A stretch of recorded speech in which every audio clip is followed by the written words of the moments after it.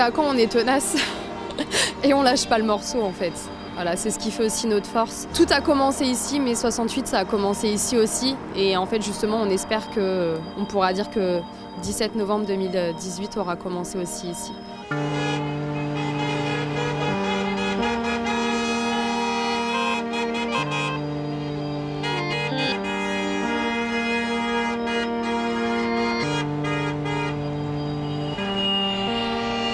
On se sent moins seul. On se rend compte que finalement, en fait, on n'est pas du tout des cas isolés, que beaucoup sont comme nous aujourd'hui. J'ai peur de l'avenir parce que je ne sais pas quel avenir en fait assurer à ma fille plus tard. Si dans 15-20 ans, voilà, elle me demande des grandes études, je lui dis quoi? Bah non, je peux pas parce que j'ai pas les moyens. Tu veux être avocate, tu veux être médecin, je peux pas te le payer, c'est pas possible. J'envisage même pas d'avoir un deuxième enfant, tellement je me dis mais dans quelles conditions on vivra en fait, c'est pas possible. Donc pour l'instant, je vois pas l'avenir au-delà de demain. Je peux pas. Même si ça fonctionne pas, j'aurais essayé de faire quelque chose pour que ça bouge. Et je pourrais montrer plus tard à ma fille les vidéos, les photos. Et c'est la fierté de quoi précisément?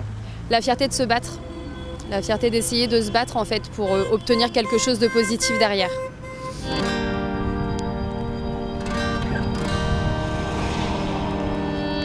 On nous dit vous êtes pauvre, vous resterez pauvre et on ne fera rien pour vous à part vous donner quelques piécettes, 10 € par-ci, 20 € par-là. Je suis obligé d'avoir un deuxième emploi en auto-entreprise du coup à côté.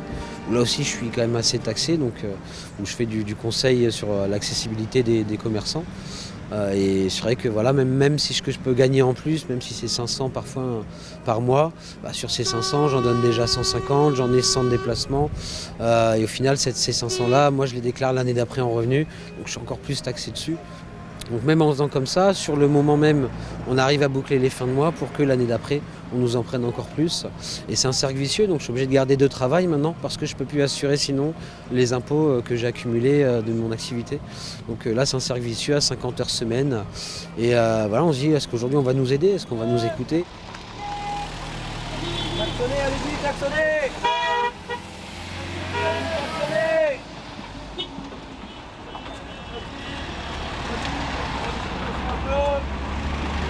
Après la revanche, tu arrêtes.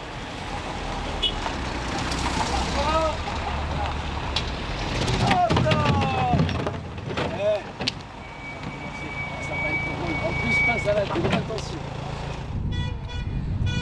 Je suis là depuis samedi et je resterai autant que je peux.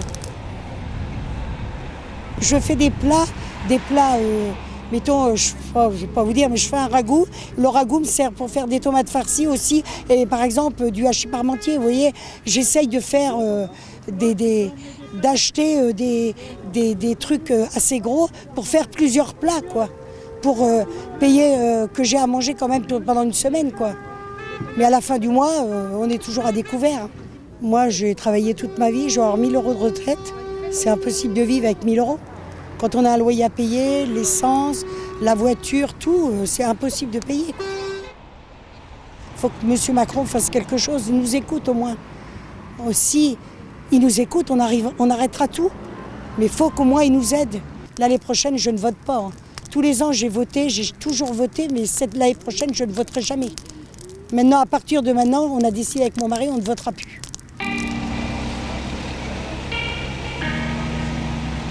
Juste un tout petit peu.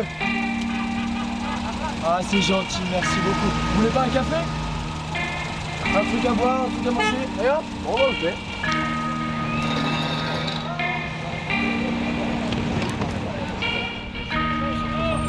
On les paye quoi? Le SMIC, c'est quoi? C'est 1000, 1150.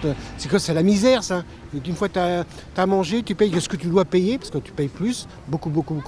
Et ben il ne te reste plus rien. C'est quoi cette vie de merde qui nous fait l'autre, le Macron, là? Faut qu'il arrête, lui, là. Faut qu'il arrête, lui. Faut qu'il dégage. Il n'a rien compris, lui. C'est nous qui faisons avancer la France, c'est pas lui, hein. C'est pas lui. Qui c'est qui fait avancer la France? C'est les petits gens, c'est nous. Parce que les gros, et si on n'est pas là, ils sont pas gros. C'est nous qui faisons avancer le truc. Bien sûr. C'est nous le système, c'est pas eux les gros là. On en a marre de tous ces gros de merde là. On en a marre. Ils veulent quoi? Que la violence? C'est la violence qui va arriver après s'ils comprennent pas. Eh ouais. Bien sûr. Il y en a marre.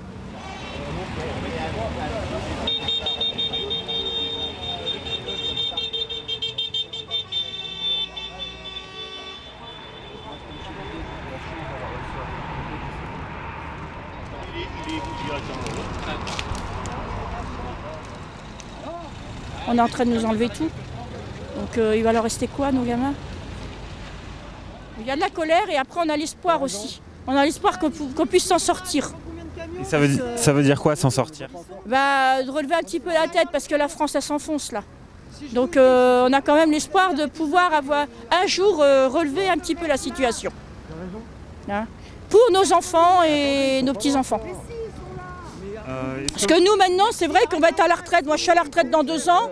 Bon je suis sûre de l'avoir. Ah, peut-être 1000 balles, pas plus. Et avoir travaillé plus de 30 ans quoi. Donc, et avoir élevé quand même 8 enfants. Hein. Donc quand même c'est abusé quoi.